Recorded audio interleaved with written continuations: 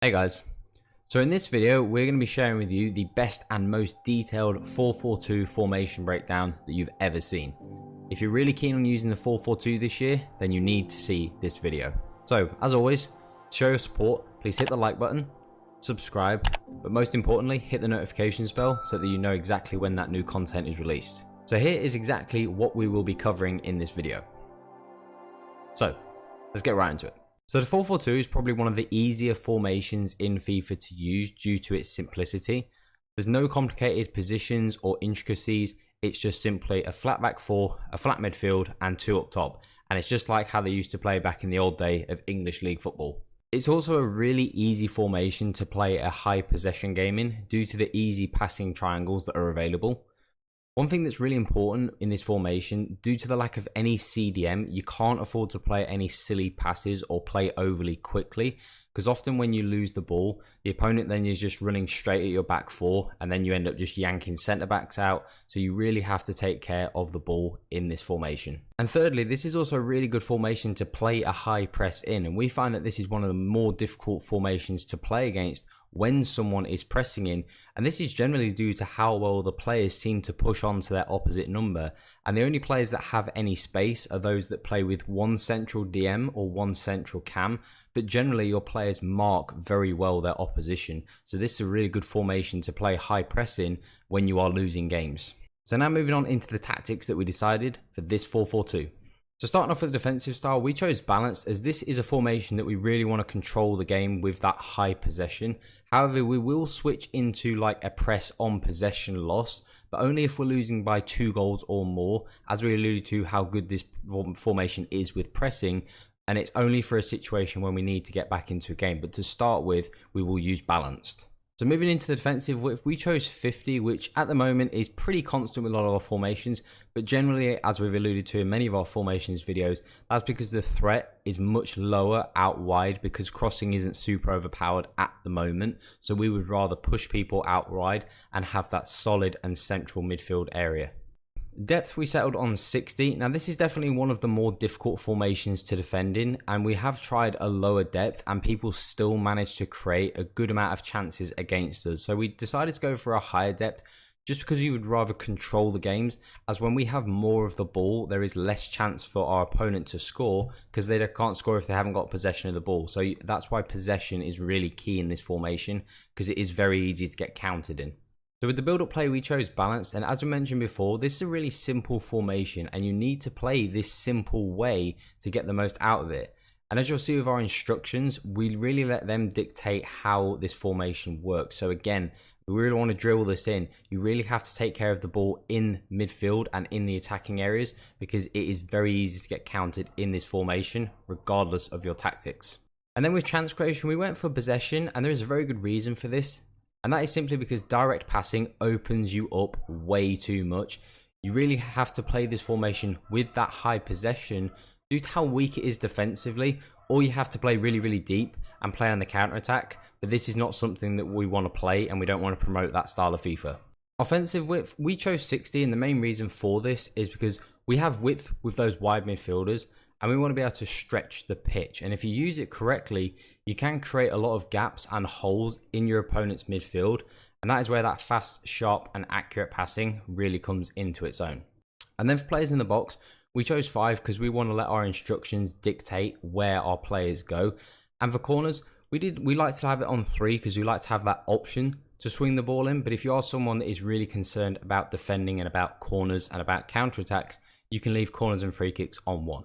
So now before we continue, if you want us to make more videos like this, make sure you hit that thumbs up button and make sure you comment below right now with your questions and thoughts on what other formation videos and other videos in general you would like us to make going forwards. So now the instructions are the most important part of this setup, and let's get back into it and jump into those instructions for this 4-4-2. So as with all our goalkeepers, we like to have them on comes for crosses and we like to have them on sweeper keeper, as this does give us that good advantage when people like to whip balls in from corners and free kicks. But we also do generally use a lot of goalkeeper movement from corners. We just move the keeper out to be able to cover any cross that comes in. So if you do that, these things are a little bit irrelevant. So when it comes to key attributes, you want reactions, reflexes, and a goalkeeper that is probably above 6'2" are really the only things that matter for your goalkeeper. So moving into the fullbacks, you need to keep them on stay back while attacking, and this is non-negotiable. We tried 2 games with them on balanced and we got absolutely ripped apart defensively. This formation is just far too open to allow them to get forward, unfortunately, so you really have to keep them on stay back. But some of the key attributes that you want to look for when you're choosing who you want to play at fullback, of course you need high defending stats.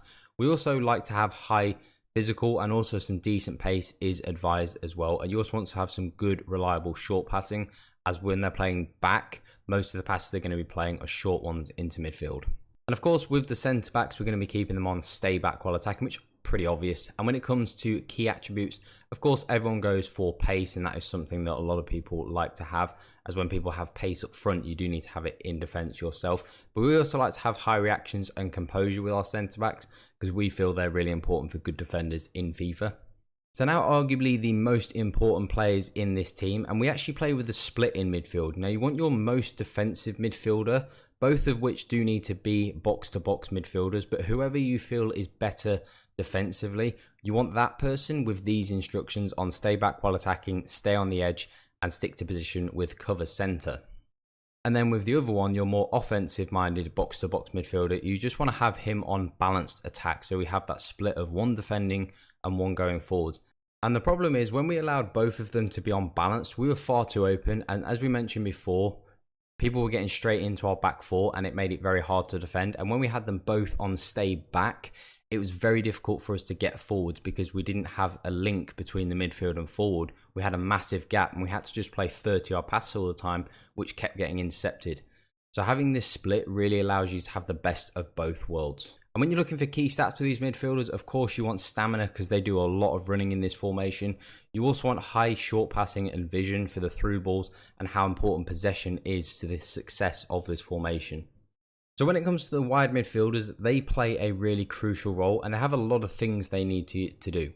We do use them on comeback on defense, and this is just to give that extra level of protection to the fullbacks. Like we said before, the lack of a defensive midfield can make this formation difficult, so just having them on stay back really helps. Balance width, because we do need to maintain that space out wide to be able to open up the middle of the pitch for those passing triangles. And of course, we want them on getting behind to be able to offer a run in behind when the mids are on the ball, so they've got a pass to make. And of course, we want them on getting to the box for obvious reasons to score those goals. So when it comes to key stats as well, you want to have pace for those runners in behind. You do want to have high dribbling for when you need to take on and get past those defenders with that pace. But you also want to have good short passing because you don't want to be giving away those cheap balls in midfield for those counter-attacks that are so deadly. And now moving on to the strikers, who both need to be making runs in behind, but also because of their link-up play, which is so vital to the success. You can actually play a different way with these 2 guys up front. You can have your best playmaking striker on false 9, so he drops in and he is that link between the midfield and the forwards. And then you can have both midfielders on stay back while attacking. But we personally prefer to have both strikers making runs in behind to open that space for the midfielder to play them in behind. And as we said, the link between the strikers is super important, is this formation, because there are times where they do have only each other to work off. And when it comes to key stats, of course, high shooting and finishing is really important. We also like to have a 4-star weak foot on both of our strikers so that we're confident in attacking situations. And we also think it's really important to have high composure on your strikers as well. And that short passing would be ideal for that link-up play. So that is it for the 4-4-2, and we really enjoyed this formation offensively as it was one of the smoothest and easiest to attack in that we found so far. Now we will be honest, there were a few struggles defensively, but once we understood how the formation and the shape worked, we did actually find that good balance with these tactics and instructions in the end. But as we said many times, high possession is a must if you want to play this formation. So we do think you need to give this formation a little bit of time. Even if it doesn't work straight away, we found the tactics came good. And we're actually going to run with these in FUT Champs this weekend as part of our tactics. So as we said earlier in the video, if you want us to continue to make more detailed formation videos like this one, then we do need your support. So make sure that you smash the like button and subscribe. And make sure you turn on that notifications bell as well. And make sure you go and follow our Twitter and our TikTok if you want to see even more FIFA content from us. And if you do want to get in touch with us and ask us any questions on FIFA 23, make sure you join our Discord, and the links to everything are down in the description below. So thanks for watching, and we'll see you in the next one.